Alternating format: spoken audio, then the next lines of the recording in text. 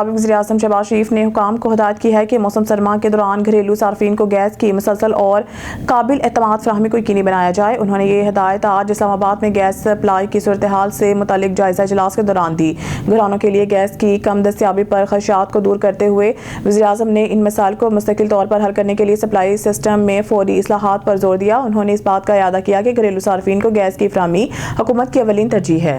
इस्लामाबाद से मलिक नदीम की रिपोर्ट के मुताबिक फौज ने जुमे को पाकिस्तान में होने वाले दहशतगर्दाना हमलों का अफगान सरजमीन पर सुराग लगाते हुए कहा है कि अस्करियत पसंद ग्रुपों को अफगान सरजमीन के अंदर बिला रोक टोक काम करने के लिए पनाहगाहें, हमायत और आज़ादी दी जा रही है। आर्मी चीफ के तर्जुमान लेफ्टिनेंट जनरल अहमद शरीफ चौधरी ने रावलपिंडी में एक न्यूज़ कॉन्फ्रेंस में इस बात पर जोर दिया है कि पाकिस्तान दहशतगर्दों के नेटवर्क को ख़त्म करने और अपने शहरियों के तहफ़्फ़ुज़ को यकीनी बनाने में कोई कसर नहीं छोड़ेगा।